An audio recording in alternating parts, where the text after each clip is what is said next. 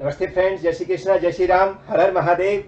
This is CA Dr. Manoj Kumar Gupta, your friend, your best always helping hand to get your degree. That is CA. Friends, I again welcome in the India's Fatafat, जो हमारा series चालू है. Now, India's 36 impairment of assets. Again, friends, it's very important. India's her alternative exam में आ रहा है, कभी कभी हमेशा भी आ जाता है, बट ऑल्टरनेटिव एग्जाम में तो जरूर आ रहा है. तो अराउंड हमारे 4 to 6 मार्क्स पक्के हो सकते हैं नेक्स्ट 10 मिनट के अंदर. So very attention. ओके, सबसे पहले हम लोगों को याद रखना है कि जो हमने इंडेक्स 2 में सीखा, उस टाइम मैंने आपको जनरल बात बता दी थी कि हम सारे इंडेक्स 4 पार्ट में डिस्कस करेंगे. इंडेक्स के आंसर जब लिखे जाएंगे तब 3 स्टेप में लिखे जाएंगे, और एग्जाम में क्या आता है वो इतनी सी चीज आती है, उस पर ही ज्यादा फोकस यहाँ रखा जाएगा कि इंडेक्स तो इतना बड़ा है लेकिन एग्जाम में इतना सा पार्ट आता है, तो वो क्या है उसके ऊपर फोकस रखेंगे. और एक हम क्वेश्चन भी लगाएंगे एग्जाम का, जो कि रिसेंट एग्जाम में आया होगा, जिससे आपको एक कॉन्फिडेंस आ जाएगा कि हाँ, ये इंडेक्स फटाफट के अंदर 10 मिनट के अंदर आपने क्वेश्चन भी लगा दिया है. ओके, सो नाउ फ्रेंड्स, सबसे पहले इंपेयरमेंट ऑफ एसेट्स का मीनिंग. तो सिंपल वर्ड में बोले कि जो एसेट्स की वैल्यू में डिडक्शन हो जाए, इनकी कैरिंग अमाउंट में डिडक्शन हो जाए, other than depreciation and revaluation which is covered by index 16, that is called impairment. और अगर इंपेयरमेंट की अमाउंट निकालनी हो, so whatever book value minus recoverable amount. देखो आप देख सकते हो यहां पर लिखा हुआ है impairment loss equal to carrying amount of assets that is book value minus recoverable amount of assets. What is recoverable amount of assets? Is higher of fair value minus cost of disbursement या cost of disposal और present value of future cash flow, जो कि हम index 109 में भी निकालते हैं financial instrument में. तो उसकी जो वैल्यू है वो उसके एसेट्स की एक्चुअल वैल्यू होनी चाहिए, that is called recoverable amount. तो carrying value and recoverable amount, उन दोनों का difference is become impairment loss. Impairment of assets मतलब वैल्यू का डिडक्शन हो, एसेट्स का वैल्यू डिडक्ट हो रहा है, but other than depreciation and revaluation, जो कि इंडेक्स 16 कवर कर रहा है. ओके, अब आप बोलोगे सर पता कैसे चलेगा? तो वो हमारे मेन पॉइंट में आने वाला है. उसके लिए इंडिकेटर होते हैं कि आपको पता चलेगा कि कैसे कैसे सिम्टम्स हो सकते हैं, राइट. उससे पहले एप्लीकेबिलिटी, इसमें आपको पता है ए इंडेक्स को छोड़ के 2, 11, 12, 19, 21, 106, इन सब 105 सॉरी, इनको छोड़ के बाकी के सब पे अप्लाई होता है, राइट. इनके लिए स्पेसिफिक अलग से बनाया हुआ ना. मेन पॉइंट जो मैंने बताया एग्जाम में इतना सा पॉइंट आता है, वही हमारे मेन पॉइंट होते हैं. Indicator of impairment. इंडिकेटर का मतलब क्या है कि कैसे पता चलेगा? तो इसके 3 पार्ट में डिस्ट्रीब्यूट किए गए हैं. कौन कौन से 3 पार्ट हैं? एक इंटरनल, जो कि घर के अंदर आपको पता चल जाएगा एसेट्स को देख के. एक एक्सटर्नल, जो कि दूसरों को देख के पता चलेगा. अदर ये अलग ही टाइप के हैं. इंटरनल का मतलब क्या है कि अगर ऑब्सोल्यूट हो गया एसेट्स, फिजिकली आपका डैमेज हो गया है, तो आपको पता चल गया भाई एसेट्स की वैल्यू कम हो गई, इंपेयरमेंट करना पड़ेगा. Significant change in the use of the assets because of significant adverse effect of the entity, माने एंटिटी में कुछ ऐसा खराब हो गया है कि हमारे एसेट्स का भी यूज ज्यादा नहीं आने वाला है, तो इसका मतलब उसका हमको इंपेयरमेंट करना पड़ेगा. थर्ड केस, अगर economic worst economic performance of the assets then expected, मतलब हमने सोचा था कि ये प्रोडक्शन एक यूनिट जो है वो 1 मिनट में बना दी, लेकिन वो 1 यूनिट 10 मिनट में बना रही है. इसका मतलब हमारा जो यूनिट का परफॉर्मेंस है वो अच्छा नहीं है, तो हमको इंटरनली पता चल चुका है एसेट्स की वैल्यू कम हो चुकी है, तो इंपेयरमेंट करना पड़ेगा. ऐसी एक्सटर्नल में क्या हो गया, इसकी market value compare to book value, market में बहुत कम एसेट्स की वैल्यू हो गई है बिकॉज ऑफ और एसेट्स आ गए हैं, कुछ ऐसा हो गया है. फिर चेंज इन टेक्नोलॉजी हो गया है, कुछ ऐसा नई टेक्नोलॉजी आ गई है, या net self value is market capitalization के कंपेयर लेस है, तो हमको पता चल जाएगा कि भाई एक्सटर्नल फैक्टर आ गए हैं, इसकी वजह से हमारी एसेट्स की वैल्यू कम हो गई. अदर फैक्टर में क्या आएगा? If company facing heavy losses, continue loss में चल रहा है, या नॉट गुड इकोनॉमिक कंडीशन, तो वो अदर फेस हो गए हैं. इस सब इंडिकेटर है जो कि थ्योरिकल क्वेश्चन के लिए पूछे जा सकते हैं, कि अगर इंडिकेटर आपको पूछा जाए कि क्या क्या इंपेयरमेंट लॉस के इंडिकेटर हो सकते हैं इंपेयरमेंट ऑफ एसेट्स के, तो आप ये 3 डाल सकते हो, internal, external and others. Now आता है accounting treatment of the impairment loss. तो फ्रेंड सिंपल वर्ड में बोले अकाउंट ट्रीटमेंट क्या करना है? पहले तो इंपेयरमेंट लॉस का अमाउंट निकालना है, जो कि हमने यहां निकाल चुके हैं. क्या है इंपेयरमेंट लॉस की amount? Carrying amount that is book value minus recoverable amount of assets. Recoverable amount मतलब क्या हुआ? Fair value minus cost of disbursement और present value of future cash flow, जो कि हम सीजीयू यूनिट में निकालते हैं. ऐसे करके इन दोनों का जो हायर होगा वो हमारा रिकवरेबल अमाउंट बच जाएगा, और book value minus recoverable amount जो करेंगे वो डिफरेंस आएगा, that is our impairment loss that will be charge to PNL account. तो PNL account debit to assets account करके हम अकाउंट खत्म कर देंगे. अगर आप बोलोगे सर इंपेयरमेंट लॉस अपवर्ड हो रहा है, तो अगर फर्स्ट टाइम अपवर्ड हो रहा है तो वो इंडेक्स 36 कवर ही नहीं करेगा, वो इंडेक्स 16 ले जाएगा. लेकिन थर्ड पार्ट आ गया हमारा, that is reversal of impairment, यानी पहले इंपेयरमेंट हो चुका है, उसके बाद अब वैल्यू बढ़ रही है, माने पहले एसेट्स की वैल्यू कम हो गई, बट बिकॉज ऑफ अभी सिनेरियो अच्छे हो गए. जैसे भी आपको पता है यूनिकॉर्न और ये सब रसिया का ये सब वॉर चालू है, तो सिचुएशन जब अच्छे हो जाए उसके बाद में वापस से भाव बढ़ जाएगा एसेट्स का, जो भी चीज का. तो ऐसे केस में रिवर्सल अगर पहले हम कर चुके हैं तो उसको रिवर्सल करते हैं, तो वो भी क्वेश्चन बहुत आते हैं एग्जाम में. इसके ऊपर ही मोस्टली एग्जाम में क्वेश्चन आता है, रिवर्सल ऑफ इंपेयरमेंट, माने पहले तो इंपेयरमेंट करवाएगा, बाद में रिवर्सल भी करवाएगा. तो रिवर्सल का मतलब क्या हुआ कि पहले हमने उसको क्या माना, हमने उसको इंपेयरमेंट किया, उसकी वैल्यू कम की, अब पता चला नहीं एसेट्स की वैल्यू अच्छी होती जा रही है, तो उस केस में उसको रिवर्सल करेंगे, बट उसमें कंडीशन होती है कि रिवर्सल उतना ही कर सकते हैं जितना आपने पहले इंपेयरमेंट किया था।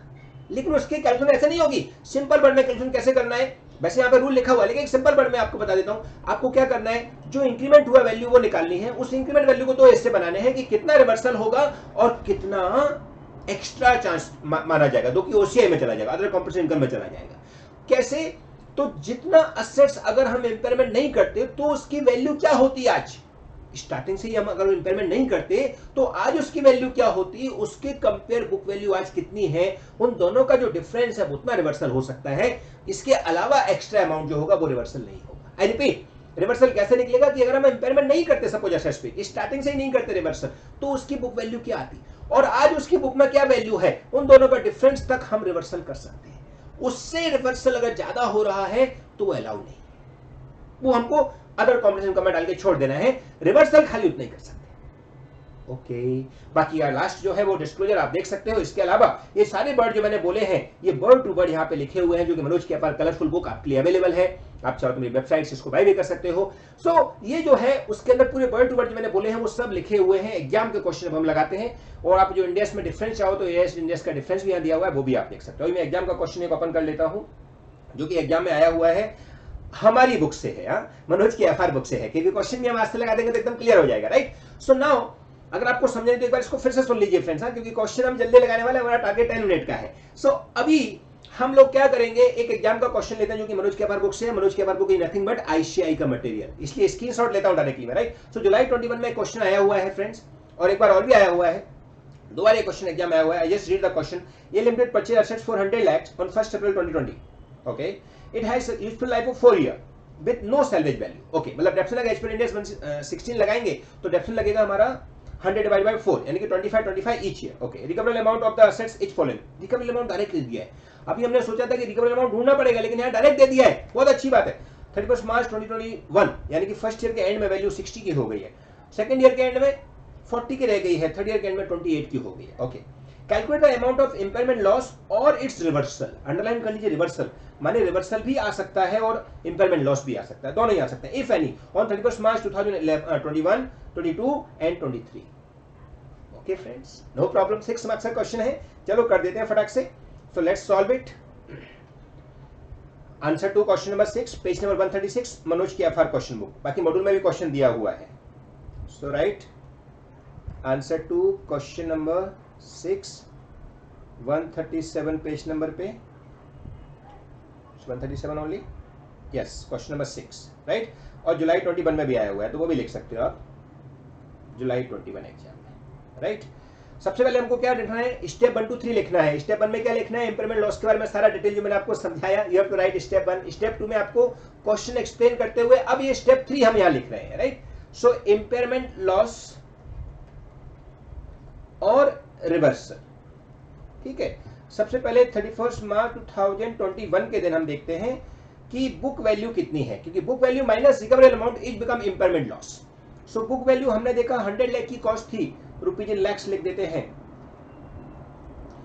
उसमें से 25 यानी कि 4 ईयर का है तो 1/4 करके 75 की वैल्यू होनी चाहिए, जबकि हमारी वैल्यू रिकवरेबल अमाउंट कितनी है हमने देखी हुई है, 60 रुपीज की रिकवरेबल अमाउंट है, मतलब इंपेयरमेंट लॉस हुआ है 15 रुपीज का, that will be charge to PNL account. Now 31 March 2022 को आ गए हम लोग, जहां पे हमारी बुक वैल्यू अभी कितनी रह गई है, अब हमारी बुक वैल्यू 60 मानी जाएगी, क्योंकि अब हमने इंपेयरमेंट कर दिया तो वैल्यू 15 की कम हो गई एसेट्स में से, PNL account debit to assets 15 कर दिया है, तो बुक वैल्यू 60 रह गई। डेप्शन लास्ट 3 ईयर में लगाएंगे तो 60 डिवाइड बाय 3 बचेगा, यानी कि 20 का डेप्शन लग जाएगा, तो बुक वैल्यू कितनी की बनेगी, 40 की बचेगी। Recoverable value on third year second year कितनी है, सेकंड ईयर रिकवरेबल अमाउंट हमारी दी हुई है 40 की, you can see the question. So no, ना प्रॉफिट हुआ ना लॉस हुआ, कुछ रिकवरेबल अमाउंट या कुछ इंपेयरमेंट लॉस नहीं हुआ। नाउ हम आ जाते हैं थर्ड ईयर में। थर्ड ईयर यानी कि 31 मार्च 2023, इस दिन बुक वैल्यू कितनी मानी जाएगी, तो 40 है, उसमें से 20 का डेप्शन लगा दिया, क्योंकि 20 हर साल लगाना पड़ेगा ना, तो 20 का बुक वैल्यू बचा।